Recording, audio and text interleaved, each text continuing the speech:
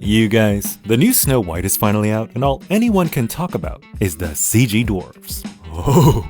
The days of expertly crafted 2D animation are gone, back when visual gags were created, not copied. When stories made memories instead of mining for money. But leave it to Disney to take their beloved classic and poop it into content.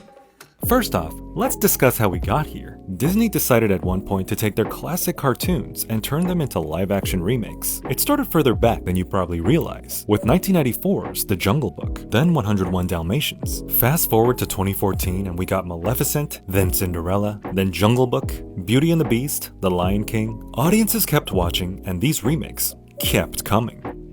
But the one thing all these movies had in common, they pretty much slipped under the radar without too much scrutiny or controversy. But in 2019, things started taking a turn. Do you remember where you were when the Aladdin trailer first dropped? The first time they showed us Will Smith's genie? I remember, and I don't think I can ever forget. Suddenly, the live-action remakes didn't just regurgitate the classic songs or iconic shots we all know and love. They would sometimes do the opposite and take things out that people actually wanted to see. The live-action Mulan? Where was Mushu?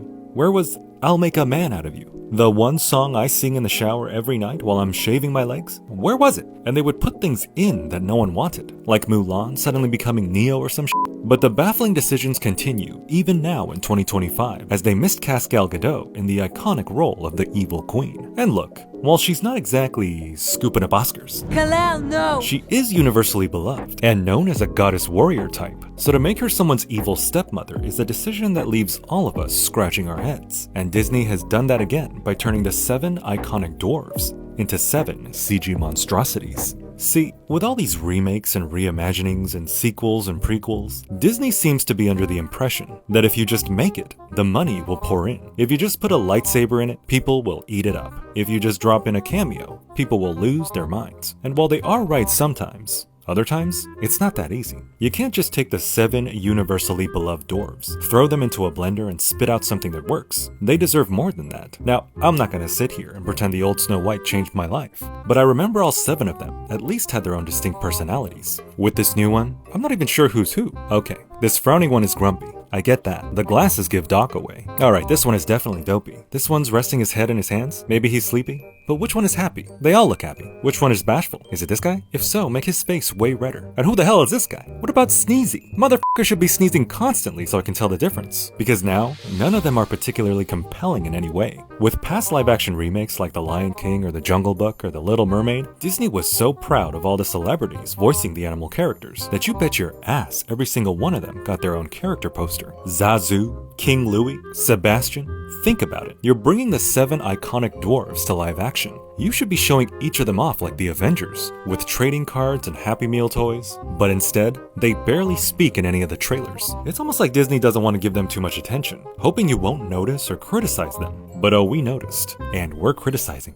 Now this all goes back to comments made by the dwarf actor in Hollywood, Peter Dinklage. But you're still making that fucking backward story of 7 dwarves living in a cave. Take a step back and look at what you're doing there. It makes no sense to me. Disney responded, saying they would take a different approach to the dwarves this time around. Who knows if that's what led to this image that surfaced online of what seemed to be Disney's solution to this problem. A mashup of people of all different backgrounds and one dwarf. As you can expect, there was criticism for this too. So Disney did what it does best under pressure and spiraled until they made the dumbest decision ever, turning all the dwarves into CG recreations. As you can imagine, other actors with dwarfism criticized this move. There are actors, dwarf actors, that dream to be in a major motion picture. These dwarf roles are for people of my stature. Right. And now it's taken away? I don't feel that's right. Aside from your Lord of the Rings and Hobbits and Harry Potters, huge franchises sure, but they don't come around that often. This was a great chance for those actors to finally get their time to shine. But unfortunately, this is the timeline we're all living in right now, where fans aren't happy,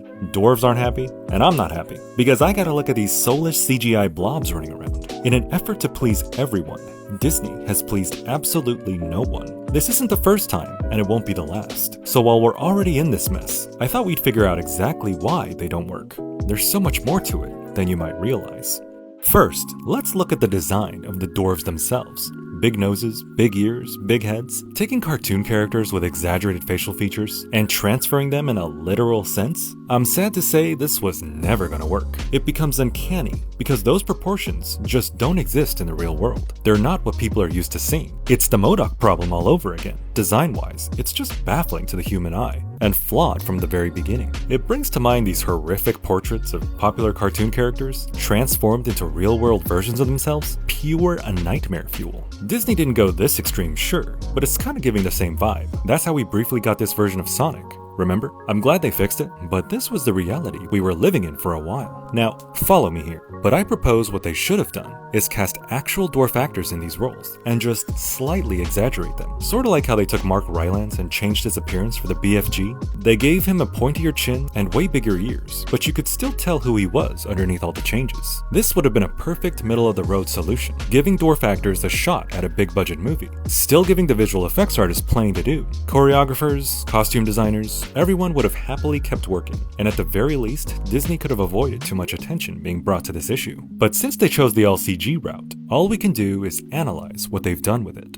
The thing is, there's nothing wrong with their visual integration. Take a look at any shot with a CG dwarf, and you'll see that they sit perfectly in the environment. But when you look closer, you start to pick up on certain things. How Rachel Zegler, Snow White, isn't exactly making eye contact with either dwarf.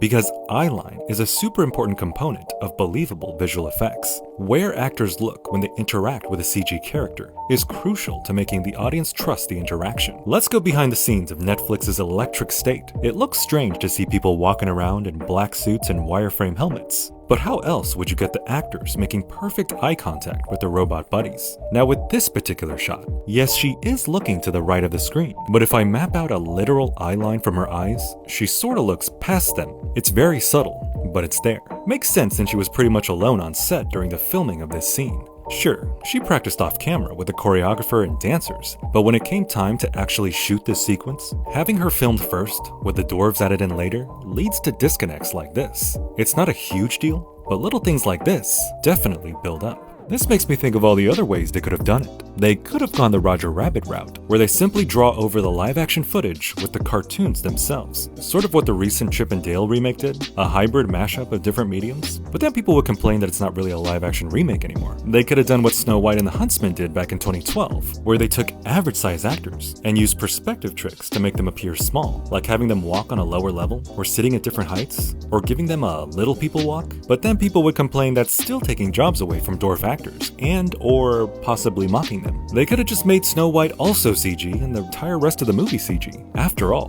the live-action Lion King and Jungle Book are pretty much all CG anyway. But then people would complain, well, what's the freaking point? See the pattern? People are gonna complain no matter what you do. With these live-action remakes, Disney has dug themselves a hole so deep, they can't climb out of it anymore.